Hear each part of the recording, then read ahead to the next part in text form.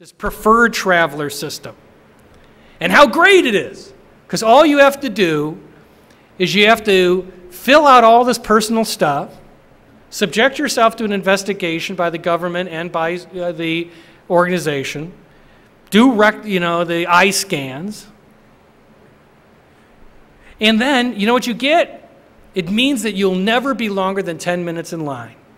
The average time is like 15, 16 minutes.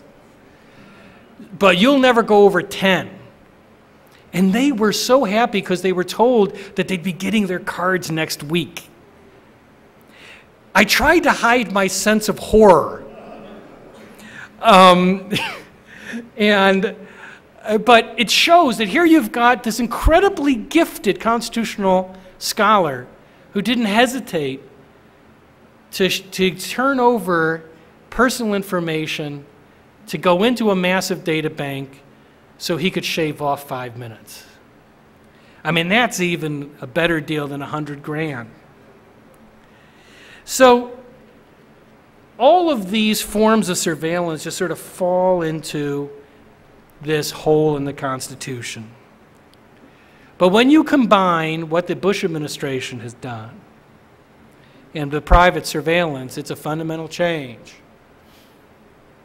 See, it used to be that we all lived in a fishbowl, but the bowl was dirty. You couldn't see through it. And with a dirty bowl, you assume they're all clean fish. Now we've got a clean bowl and dirty fish because we've got total transparency. That's the term they actually use in Washington. That's the catchword. That's a really hot-in word. Total transparency. The Bush administration loves it. When they first came in, they went and got Admiral Poindexter. You remember him, you know, the guy who just avoided Club Fed by the skin of his teeth for committing alleged crimes. But the Bush administration gathered all of these people from previous administrations that were indicted and brought them in. It was like the Bada Bing Club. You know, you couldn't get in unless you did a guy, you know. And so Admiral Poindexter was right there in front. You know, he was really, his bona fides were great. And so they put him in charge of DARPA. Now, DARPA is this, you know, sort of genius group of people that do things like invent the internet, you know, before Al Gore did it. And they're incredibly bright. So when Admiral Poindexter showed up, he got all that brain wattage and put it to good use, stripping America of its rights. And he came up with this thing called Total Information Awareness, TIA. Now, Total Information Awareness was this great organization. They even had a logo. Now, this is what I love about Poindexter and this group, is because they're so tone deaf about how most people would respond to their work, that they went and they named it Total Information Awareness, which of course would freak most people out. And then as their symbol, they had the all-seeing eye, the sort of ominous giant eye. And they said, love us. We are all seeing. We believe in total transparency. And the idea was that there are so many data banks out there that they would link them up. And here's that problem we had before about the technical protections we had that we don't have anymore. See, these folks at DARPA realized that those had been eliminated.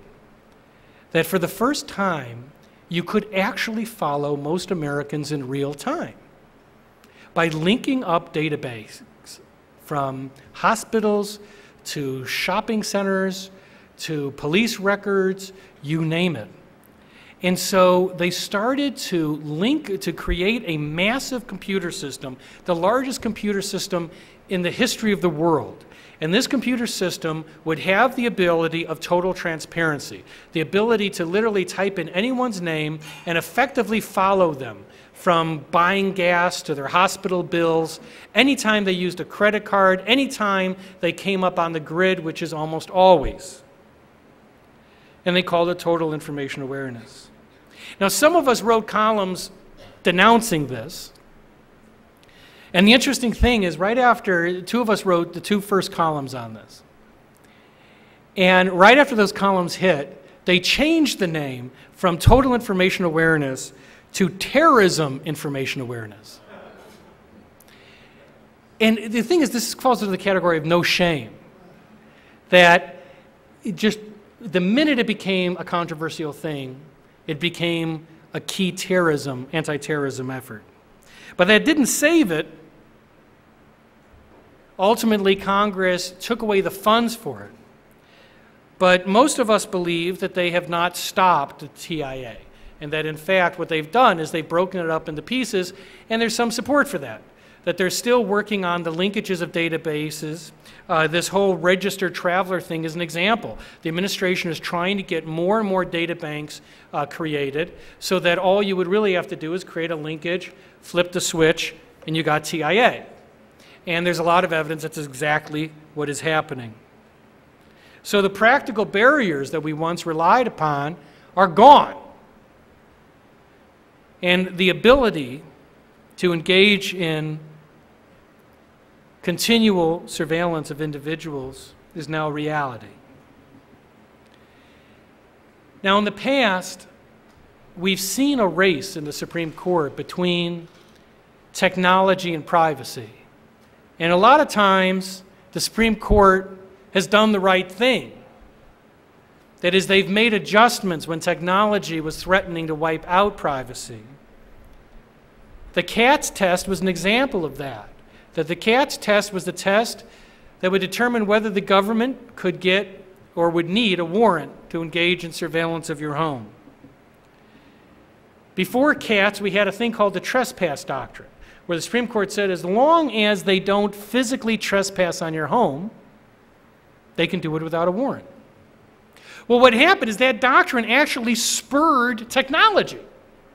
So everyone went out and started to develop technology that didn't require trespass. You got laser window pickups, where you could use the window pane as a vibration mechanism to listen to everything in the room. When I worked for a short time at NSA as an intern and went to FISA, I used to hear stories about how they would do laser window pickups off the ice in people's cups.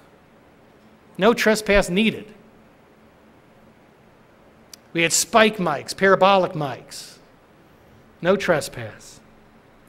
Finally, the Supreme Court realized that technology had once again gone in front of privacy in this everlasting race. And so it came up with the Katz test. And it said that the Constitution of the United States and the Fourth Amendment protects people, not places. It's a particularly elegant line. And so suddenly the test became what was the reasonable expectation of citizens, the expectation of privacy.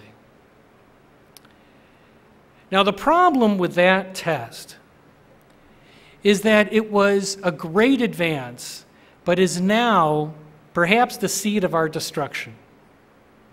Because the problem with a test that is based on expectations is that as people's expectations fall, the government's ability to engage in warrantless surveillance increases. And as the surveillance increases, their expectations fall more. And so you have this downward spiral. And so Katz had within it the seeds of its own destruction. And so we go back to those school buses with those cameras. The citizens behind us have a fraction of the privacy expectations that we had. And we have a fraction of the privacy expectation of our grandparents. So what happens then when we have a country of citizens that have no expectations of privacy? So Katz has led, unfortunately, to this race to the bottom. And the great scourge of privacy became a test that followed Katz, the test of reasonableness. For all of these justices that say that they believe in strict construction and textualism, I'm actually pretty conservative when it comes to interpreting the Constitution. To me, the Fourth Amendment's pretty darn clear. You actually need a warrant. You need probable cause to engage in surveillance. The reason I believe that is because it's in the amendment.